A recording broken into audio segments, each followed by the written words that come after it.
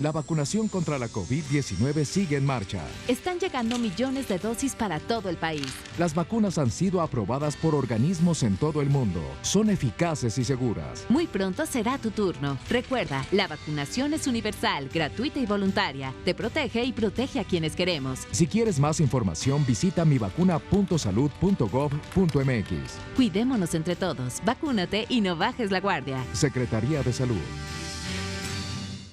Si te toca recibir la vacuna contra la COVID-19, toma en cuenta estas recomendaciones. Antes de ir al centro de vacunación, desayuna y toma tus medicamentos. No llegues con mucha anticipación. Hidrátate bien con agua natural, sobre todo en zonas cálidas. Si tienes dudas, visita mivacuna.salud.gov.mx. Recuerda, la vacuna es segura, universal y gratuita. Te protege y protege a quienes queremos. Cuidémonos entre todos. Vacúnate y no bajes la guardia. Secretaría de Salud.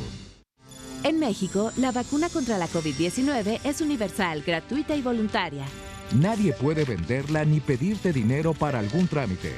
Si necesitas denunciar a una persona servidora pública, hazlo en sidec.funcionpublica.gov.mx. Si crees que es un fraude, llama al 911. Recuerda, todas las vacunas que se aplican son seguras y eficaces. Cuidémonos entre todos. Vacúnate y no bajes la guardia. Secretaría de Salud.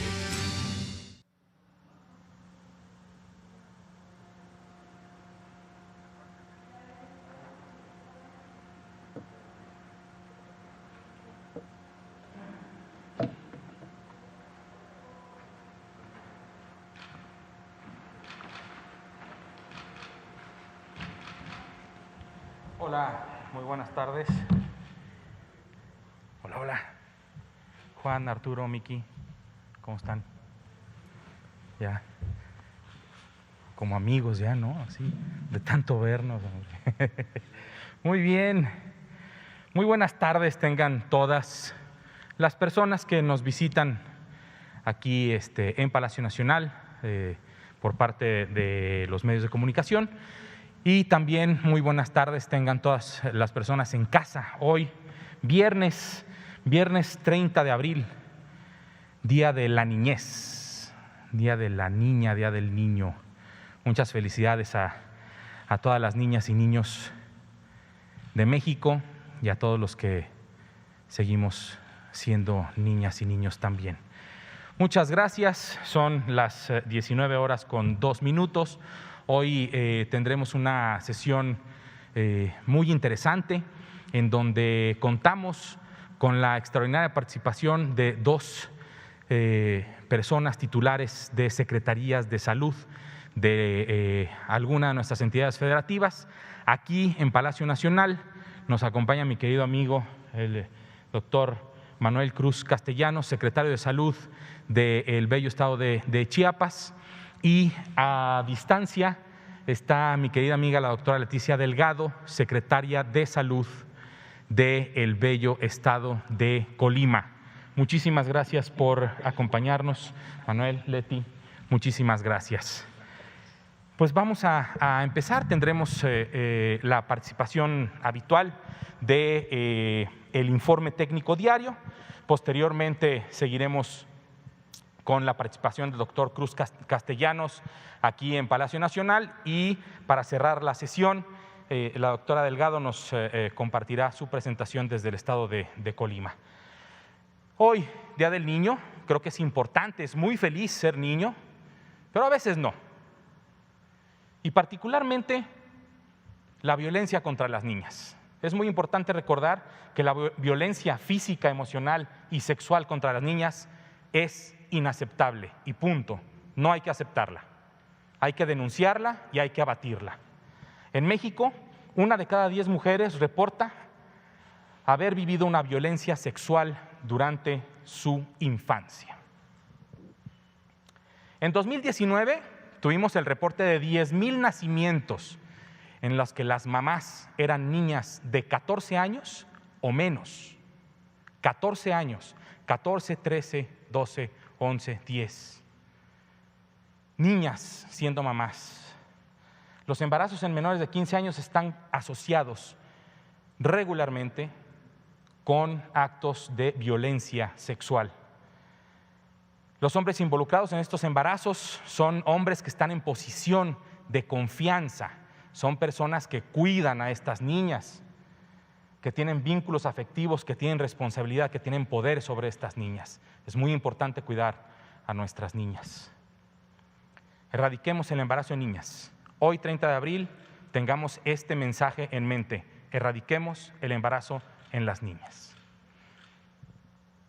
Vamos a empezar el informe técnico revisando la curva epidémica.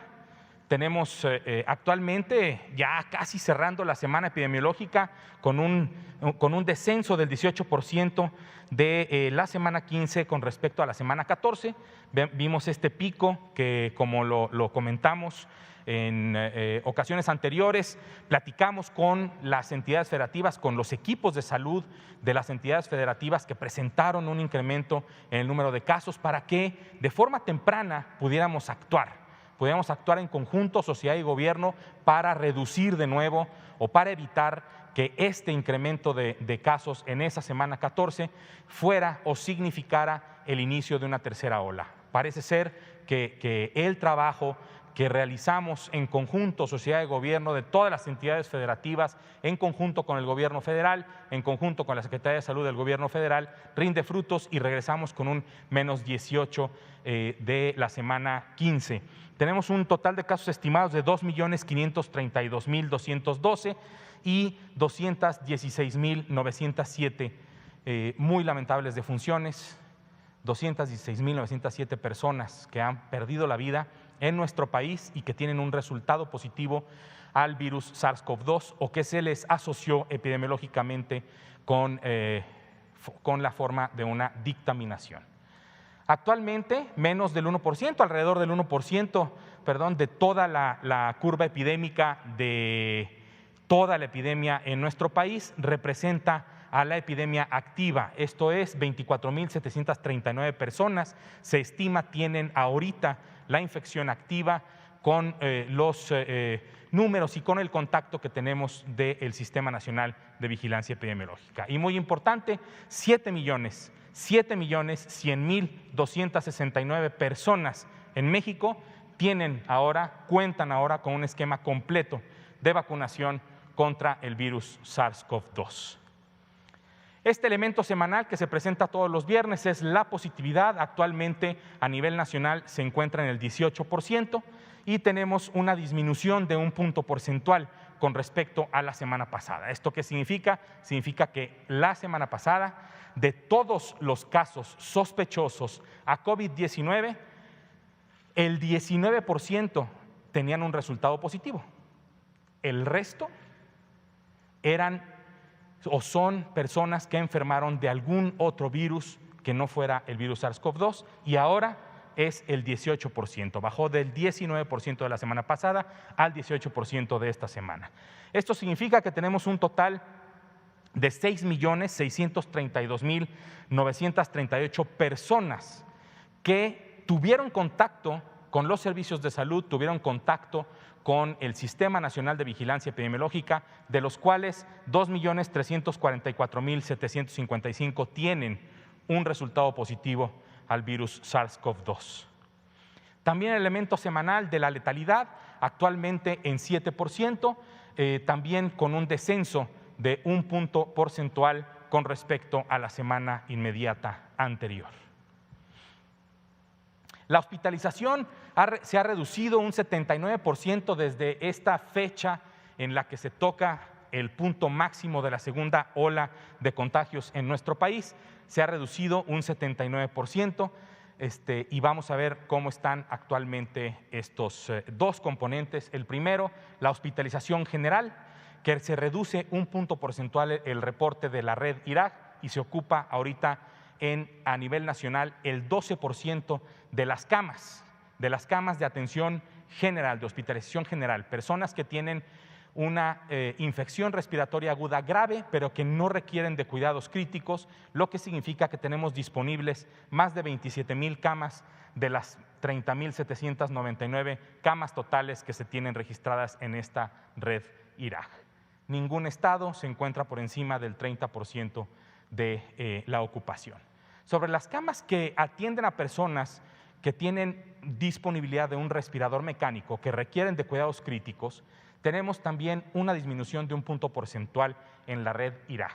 Tenemos una ocupación nacional del 17%, lo que significa que tenemos disponibles 9,122 camas de las 11,010 camas totales que cuentan con un respirador mecánico. 2 entidades federativas, Chihuahua y Tabasco, se encuentran entre el 30 y el 49% de su ocupación, y las restantes 30 entidades federativas tienen menos del 30% de su ocupación de camas con ventilador. La Estrategia Nacional de Vacunación avanza a un ritmo que marca el día de hoy en el cierre del 29 de abril a las 21 horas, con 360,815 dosis aplicadas en la jornada del 29 de abril. Tenemos un total de 17,718,806. 17,718,806 dosis aplicadas. La velocidad con la que avanza la vacunación en nuestro país ha cambiado. Se observa en esta curva en la que primero se ve plana y posteriormente, así como empezaron a llegar muchas dosis a nuestro país, así también empezamos a aplicar muchas dosis en nuestro país y hemos llegado a tener días en donde se aplican en una sola jornada laboral, en una sola jornada de vacunación, más de 500,000 de dosis en una sola jornada en los 32 estados de nuestra República Mexicana. Se han perdido apenas poco más de 22,000 dosis. 12 millones, estas 17 millones de dosis que se han aplicado a un total de 12,354,467 personas que han recibido al menos una dosis de la vacuna cuando el esquema de vacunación se conforma de 2 dosis. Personal de salud, 986,655 personas que trabajan en el Sistema Nacional de Salud han recibido una vacuna, de los cuales 826,604 ya tienen su esquema completo. Sobre el personal educativo, 706,976 personas han sido vacunadas, de los cuales apenas 977 son medios esquemas. ¿Por qué? Porque en esta población se está además utilizando la vacuna cuyo esquema completo consta de una sola dosis. Sobre personas adultas mayores tenemos ahora un total de 10,660,836 personas que han recibido ya una vacuna, de las cuales 5,567,666, poco más del 50% del total de personas vacunadas, ya cuentan con su esquema completo de vacunación.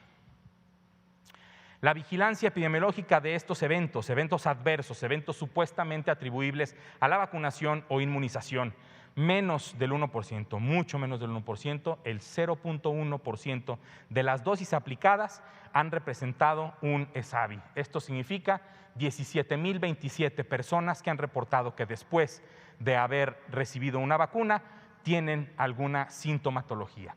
De todas estas, apenas el 1,6%, que representa 280 personas, han reportado un caso grave. Distribución nacional, también de acuerdo al número de dosis aplicadas, también distribución por marca de la vacuna, también una distribución, digamos, todas las vacunas pueden tener o pueden provocar un ESAVI, pero como podemos ver, la inmensa mayoría, apenas 280 casos graves, la inmensa mayoría son casos leves, el dolor en el sitio de inyección, algún malestar general, dolor de cabeza, que además todos estos síntomas se resuelven en apenas algunas 24 o hasta 72 horas. Arribaron más vacunas del laboratorio Pfizer-BioNTech, 938,340 dosis el 30 de abril arribaron a nuestro país.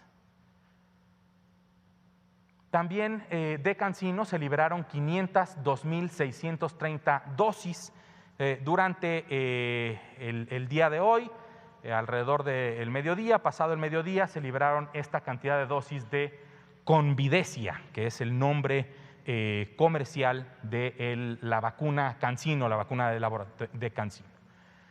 La siguiente, por favor.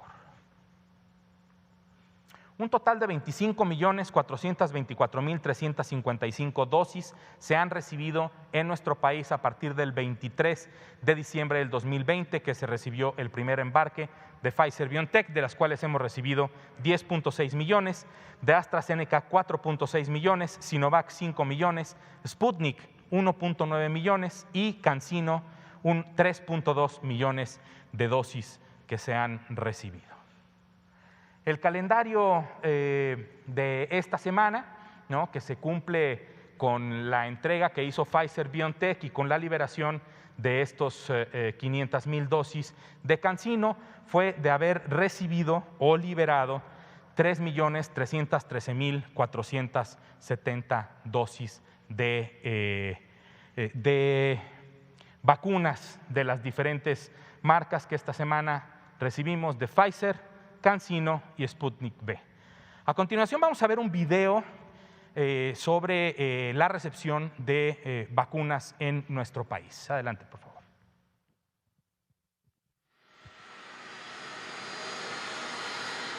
Durante esta semana que concluye, México recibió 2.810.840 vacunas envasadas para continuar con la vacunación contra el virus SARS-CoV-2. Los días 28, 29 y 30 de abril arribaron al Aeropuerto Internacional de la Ciudad de México Benito Juárez 5 embarques con biológicos de 2 farmacéuticas. En 4 vuelos distintos del miércoles al viernes llegaron al país 2.010.840 dosis envasadas de la farmacéutica Pfizer-BioNTech, que tiene su sede principal en Bruselas, Bélgica.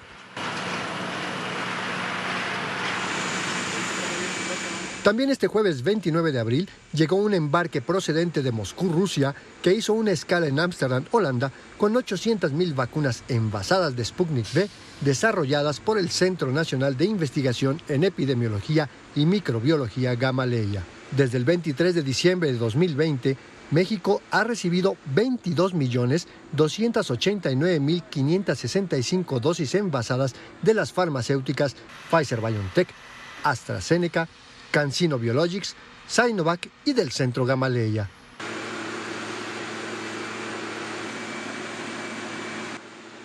Estos nuevos biológicos recibidos permiten continuar con la Estrategia Nacional de Vacunación para combatir el virus SARS-CoV-2 causante de la COVID-19 en México. Como se recordará, el día martes 27 de abril, la Secretaría de Salud inició en la plataforma mivacuna.salud.gov.mx el registro de personas de entre 50 y 59 años de edad, quienes en los próximos días serán convocadas para recibir la dosis que contribuirá a su inmunización contra la COVID-19. Muchísimas gracias. Muchas gracias a la Dirección General de Comunicación Social por apoyarnos con este material, y además de lo extraordinariamente rescatable del material sobre cuántas vacunas se recibieron en esta semana de los diferentes laboratorios, nos hace el llamado y el énfasis de que las personas que hayan cumplido 50 años, que estén en este grupo entre 50 y 59 años de edad, ya se puedan registrar en mivacuna.salud.gov.mx. Muchas gracias. A continuación le voy a ceder el uso de la voz a mi querido amigo José Manuel Cruz Castellanos, secretario de Salud del Estado de Chiapas. Adelante, doctor, por favor.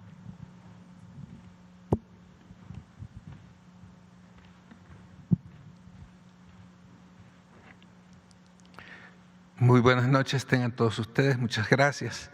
Me siento muy contento de estar aquí en este foro que tiene comunicación diaria para el país, y muy a gusto que nos invite aquí a través del doctor Ricardo Cortés a hacerle llegar un saludo a don Hugo López-Gatell y por supuesto a nuestro secretario, el doctor Alcocer.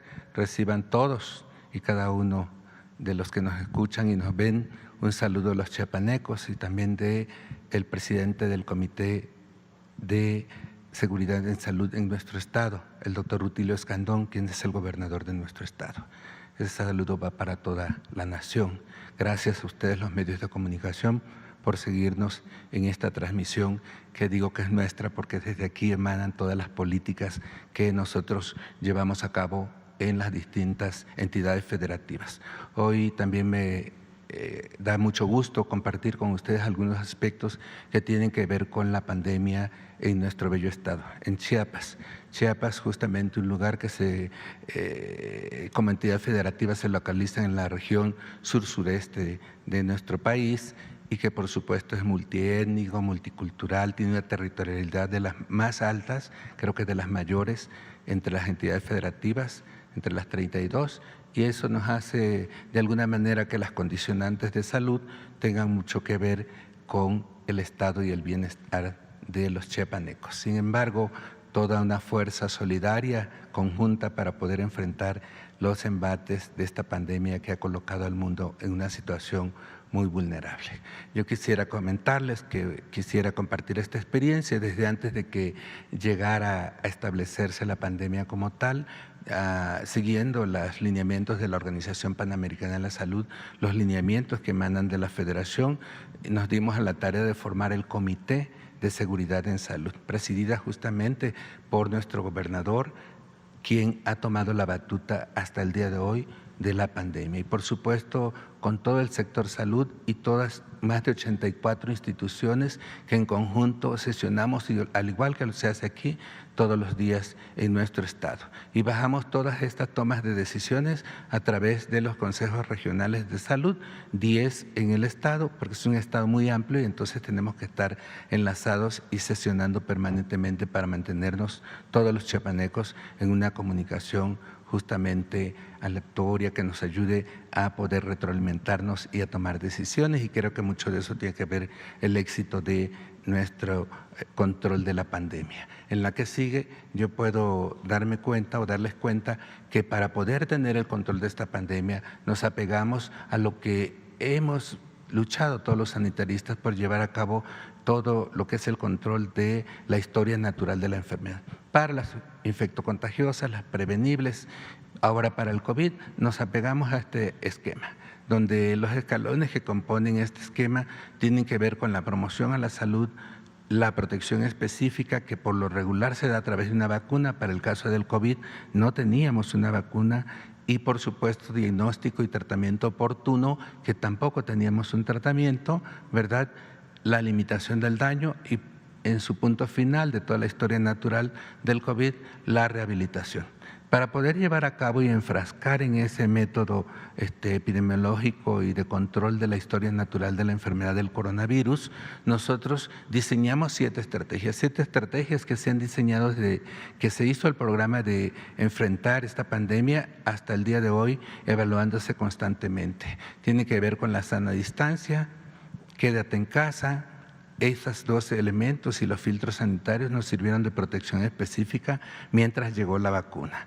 El diagnóstico y vigilancia epidemiológica, el tratamiento y la limitación del daño, la regulación sanitaria, la disposición final de los fallecidos y la rehabilitación, la asistencia social como la 7ª estrategia.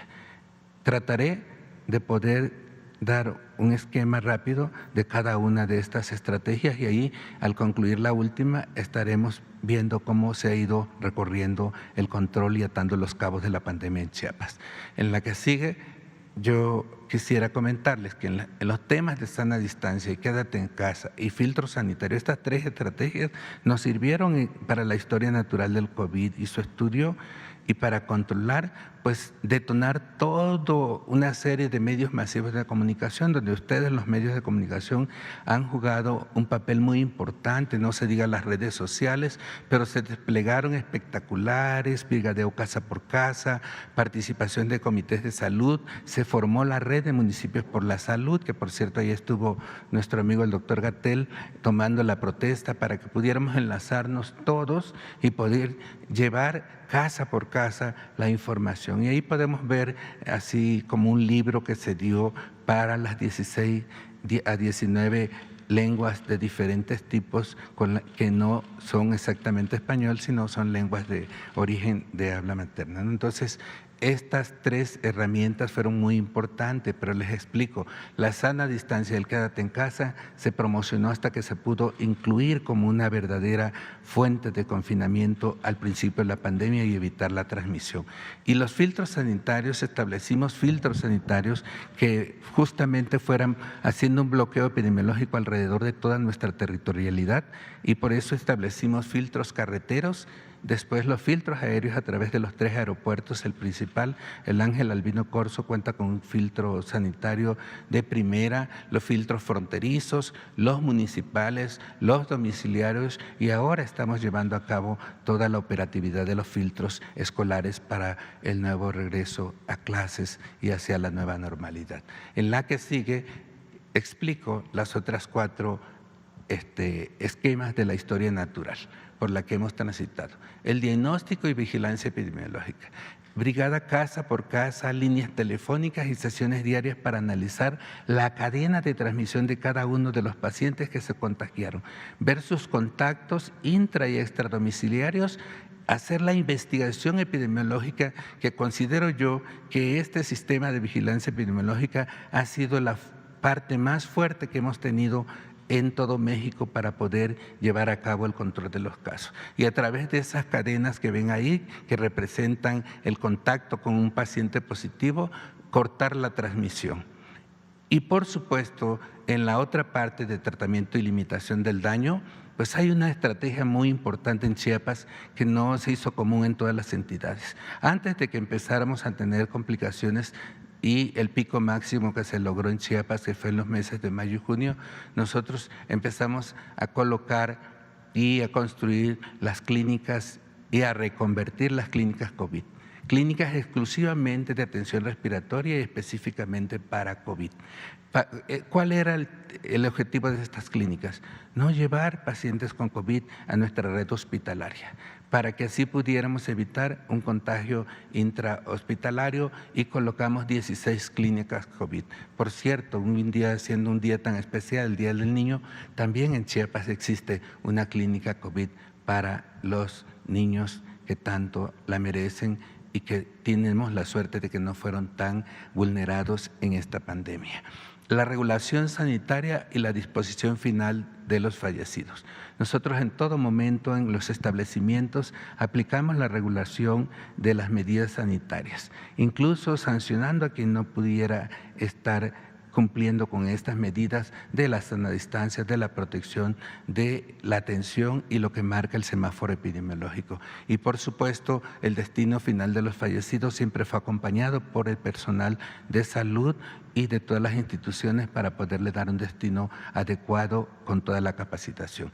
Y la rehabilitación y la asistencia social, colocamos también 16 clínicas de rehabilitación y clínicas post-COVID para rehabilitar psicológicamente a todos los pacientes que tuvieron y sus familias que tuvieron que ver con la enfermedad en todo momento, ya que la carga que tiene esta enfermedad de manera psicológica es muy fuerte.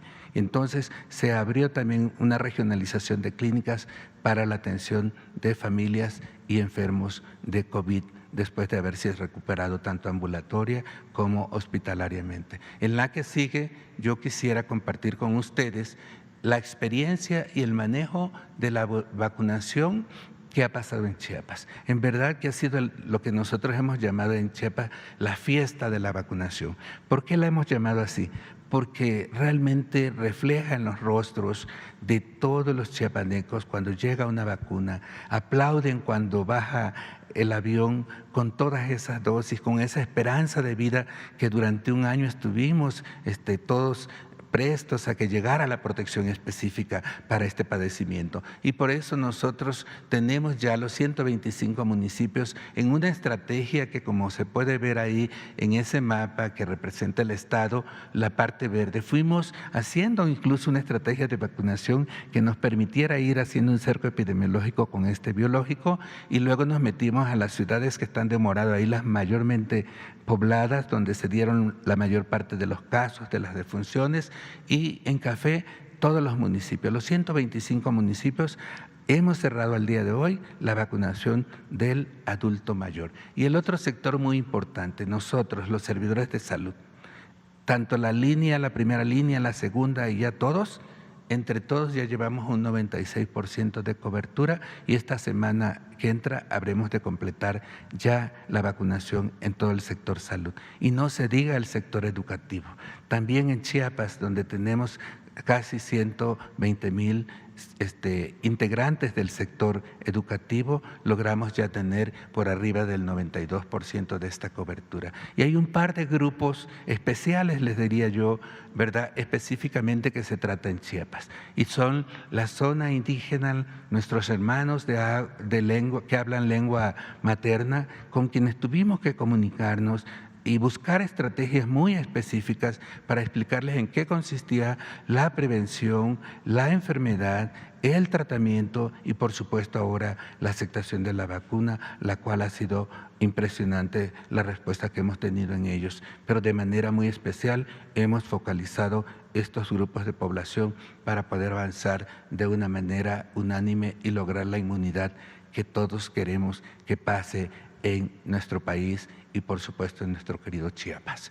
Y por supuesto otro grupo sería la franja fronteriza. Todos sabemos que en Chiapas se asienta casi toda la frontera sur. Entran más de 29 nacionalidades por ahí y se establecieron justamente filtros sanitarios, tanto en los puntos formales de entrada de migrante como en los 84 puntos informales y en los albergues a donde los recibimos y les damos el trato digno a todos los que llegan y por supuesto todos se establecieron con filtros sanitarios. Si llegaba algún caso de algún migrante que fuera sospechoso, los albergues tuvieron también sus lugares para aislamiento y por supuesto los centros de salud que se encuentran colocados, más de 45 en los 9 municipios que ocupa la zona fronteriza. Ahí también teníamos consultorios de triage y de filtros para pacientes que tuvieran alguna sintomatología con COVID y eso tanto en los dos grupos específicos nos permitió tener muy baja incidencia de casos de mortalidad. Y por último, quisiera yo ya ir concluyendo, ¿verdad? Yo les presento ahí en rojo una tabla del comportamiento, desde que se dio el primer caso, aquel 25 de febrero del año pasado, hasta el día de ayer. Cómo ha ido el comportamiento de nuestra pandemia. El pico que se dio en mayo y junio fue el más alto, el que nos dio muy fuerte, pero luego fuimos bajando y después de las festividades decembrinas, como todo el país, también tuvimos un pico, pero ya traíamos experiencia en el control de casa a casa, de ir buscando los pacientes, como el doctor Rui López lo decía hace unos días. Si lo detectas entre el 1 y el tercer día, tú logras que tu paciente mejora, tú logras que tu paciente avance y la probabilidad de morir es menos. Sin embargo, cuando tú detectas el paciente por arriba del 6º día que inició la enfermedad, entonces tienes mayores posibilidades de internarlo y que se te pueda morir. Para evitar ese riesgo, se han desplegado más de 3.800 brigadistas por todo el estado y que caminan día con día en todas las ciudades densamente pobladas que se asientan en el territorio chiapaneco.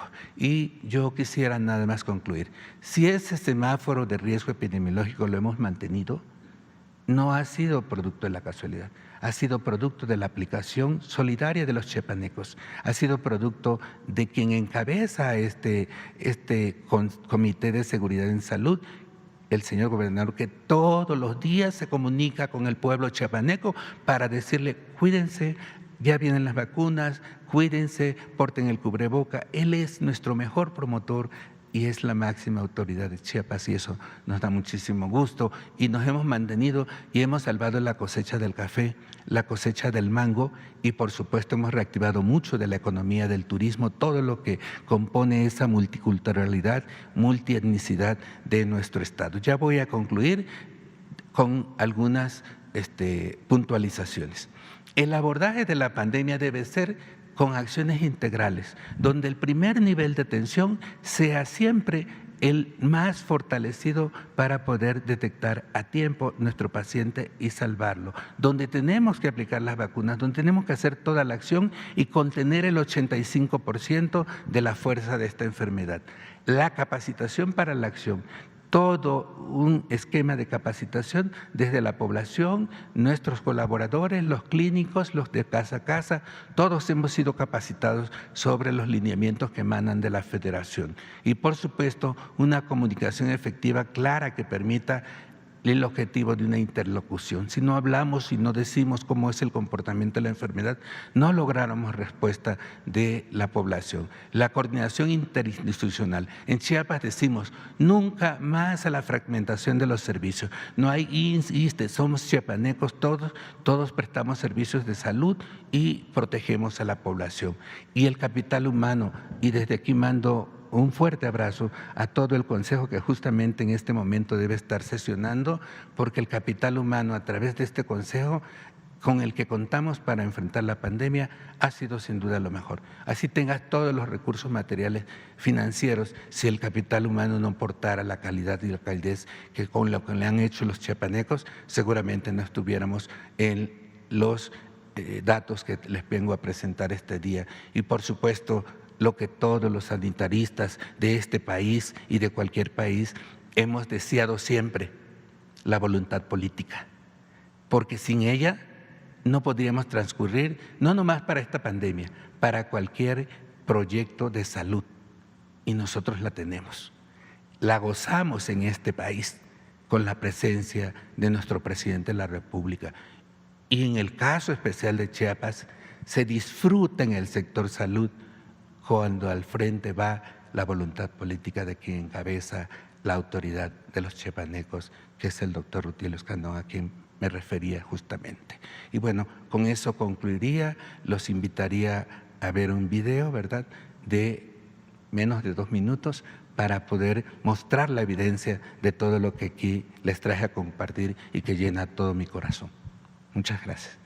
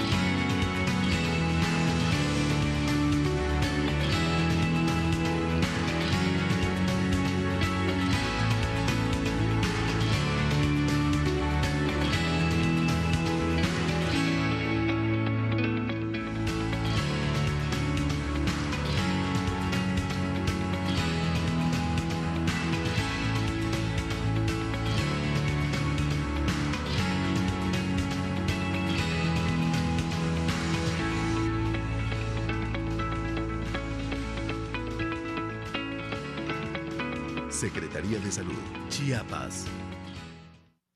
Muchas gracias, doctor Ricardo. Saludo a Leti, mi compañera secretaria, con quien hemos también tenido retroalimentación, a como lo hemos hecho con muchos secretarios. Muchas gracias y saludo a los medios nuevamente de comunicación y a través de ustedes a todos los que nos siguen. Muchas gracias. Muchísimas gracias, doctor Cruz Castellanos. Me encantó en el video la fuerza y la emoción con la que la señora que iba saliendo del hospital tocaba la campana de la vida de salida de un hospital de Chiapas. Definitivamente el uso del semáforo de riesgo epidémico como una herramienta nacional para tomar decisiones personales, colectivas, para tomadores y tomadoras de decisiones y para la persona en casa ha sido una herramienta importante.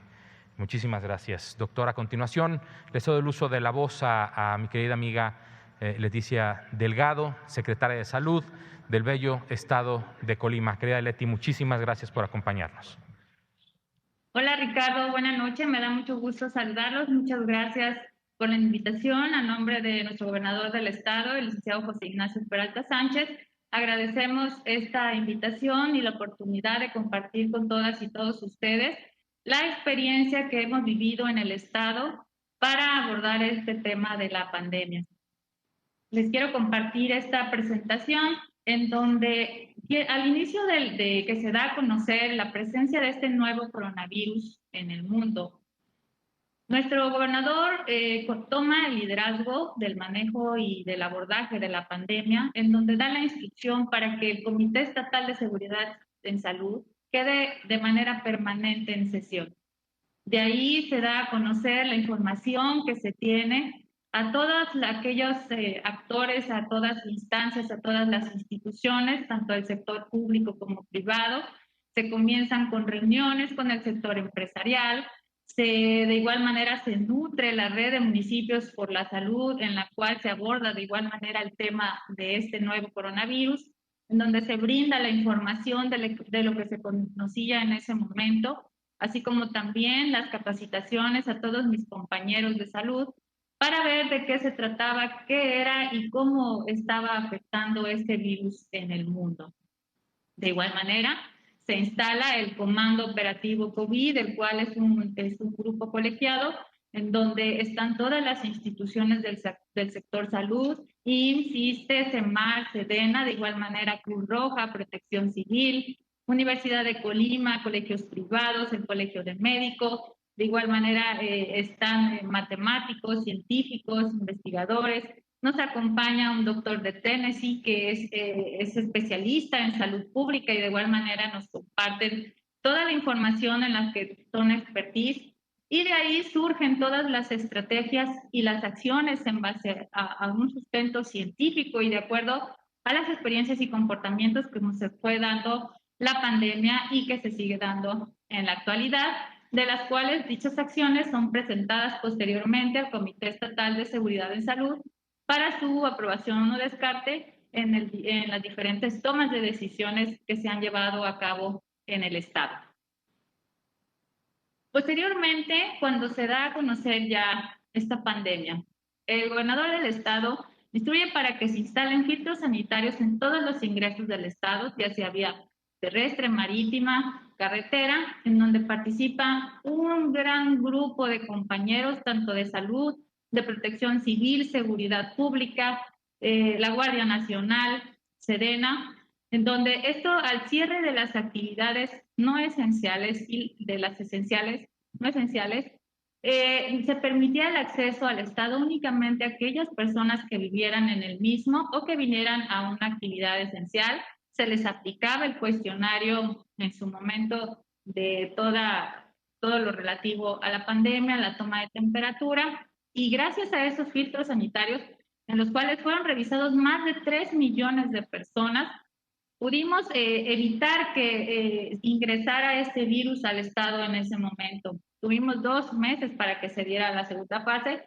Se tuvo el tiempo necesario para poder llevar a cabo una reconversión hospitalaria en 10 hospitales en el Estado. Los logramos equipar para poder atender a aquellos pacientes que requerían los equipos necesarios para esta enfermedad. De igual manera, se sigue dando seguimiento a más de 10,000 pacientes y más de 30,000 contactos a los mismos para poder contener y para poder tener la trazabilidad de todos aquellos casos, ya sea confirmados o sospechosos, y que no se diera de tal manera catastrófica los contagios en el estado. Tuvimos la oportunidad, se logró una reconversión hospitalaria con los equipos que se requerían para atención a pacientes, gracias al apoyo también del gobierno estatal, así como de las diferentes donaciones de grandes instituciones, tanto del sector público como privado. Una de nuestras principales preocupaciones era velar por la integridad de mis compañeros de salud, de cuidar y de proteger a quienes nos iban a salvar y a cuidar. Mis compañeros de salud deberían de contar con sus equipos de protección que fueran de calidad, que realmente los protegieran. Es por eso que se instruyó para nombrar a un oficial de bioseguridad, el cual cumple con todo el perfil, es un médico internista que tiene especialidad, es infectólogo, el cual tiene sus funciones de validar y verificar que los equipos de protección para mis compañeros de salud sean los adecuados, así como también el de verificar las instalaciones de las reconversiones hospitalarias para garantizar la seguridad tanto de mis compañeros de salud como de aquellos pacientes que ingresaran a los mismos. Este compañero oficial de bioseguridad ha dado seguimiento a los mismos y se ha logrado de igual manera hasta este momento que todos mis compañeros cuenten con el equipo adecuado en los lugares adecuados en los que estén prestando el servicio. De igual manera, desde el inicio de esta pandemia, se dio a conocer que era necesario el uso de la mascarilla y cubreboca. Se dieron más de 5 decretos que fueron publicados en el periódico oficial, en el cual el primer documento que se saca y que se da a conocer es aquel documento en donde se da a conocer el semáforo epidemiológico. En base a la metodología y en base al semáforo federal, se da un documento para medición del riesgo en el estado, el cual vimos que de acuerdo al comportamiento de la pandemia en el estado, no era homogénea. Todo inició en Manzanillo, no así en el resto de municipios.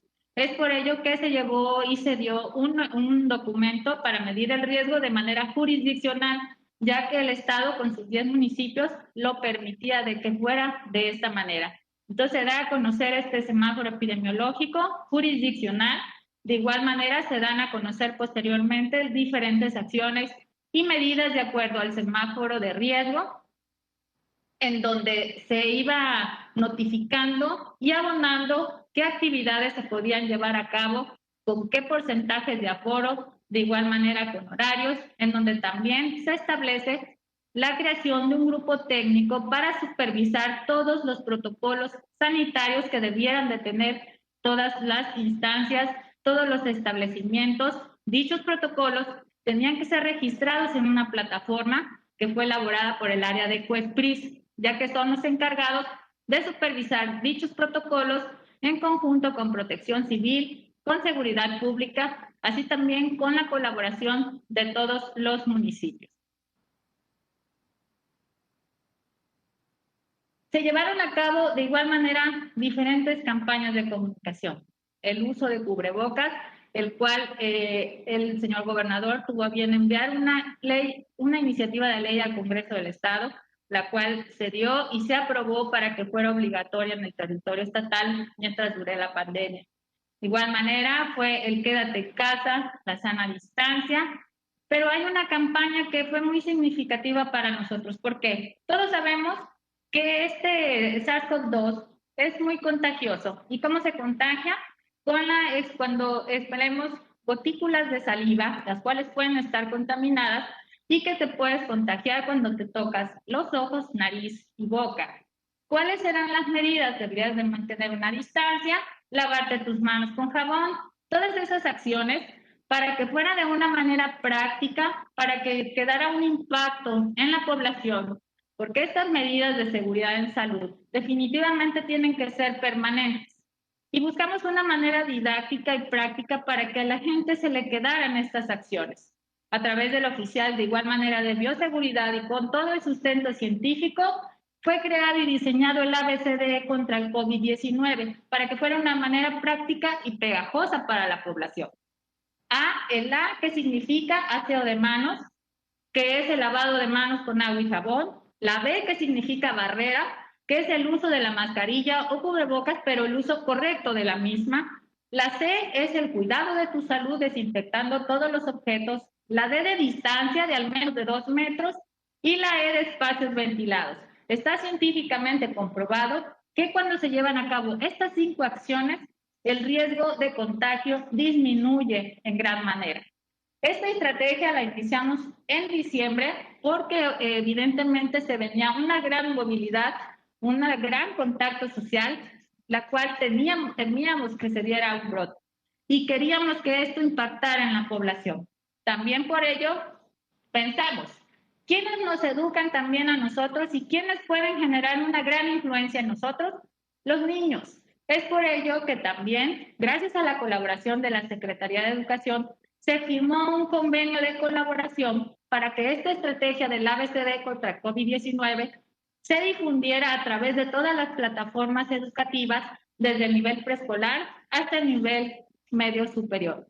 Se capacitaron a directivos, supervisores, padres de familia, a los consejos de participación social, en donde esta estrategia es difundida a más de 130,000 alumnos. ¿Qué tenemos que hacer? Esta pandemia nadie la esperábamos, muy posiblemente no va a ser la última. Tenemos que preparar a las futuras generaciones para que sepan prevenir este tipo de situaciones. Recordemos que esto lo tenemos que hacer juntos. Esta pandemia no la vamos a salir nada más unos cuantos.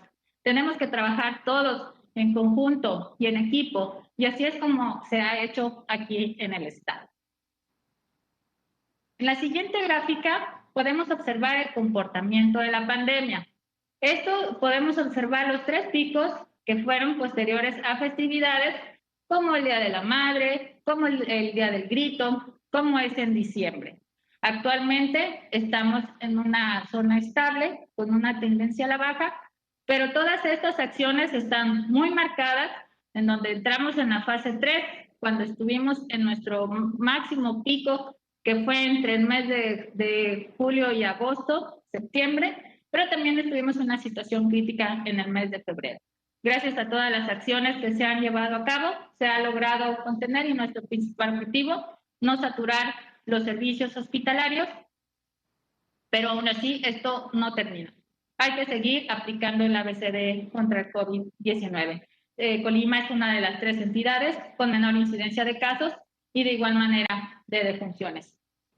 Una herramienta más que se suma a la prevención de esta enfermedad son las vacunas que ya llegaron a nuestro estado, en donde el personal de salud, mis compañeros de salud, han sido vacunados ya del total de 10,748 que son de primera y segunda línea, han recibido ya su primera dosis al 100% y con esquema completo llevamos un 76%.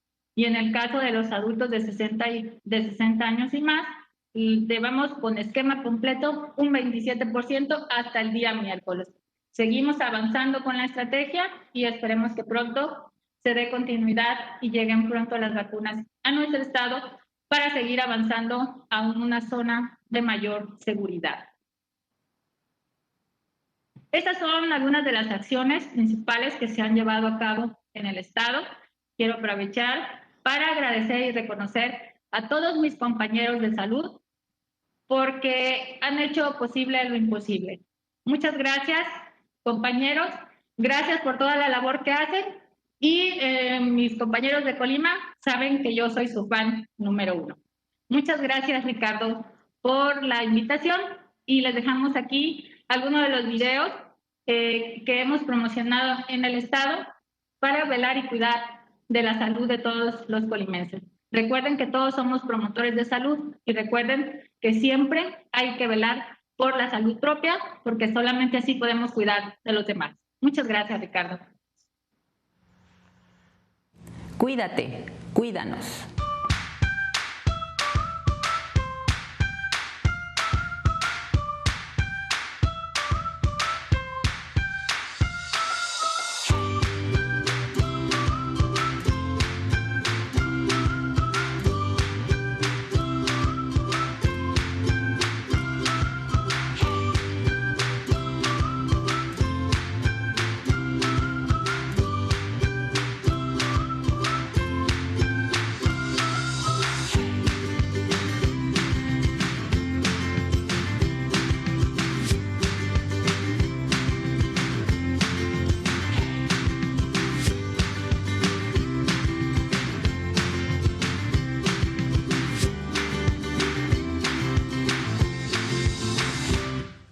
faltas tú. Úsalo.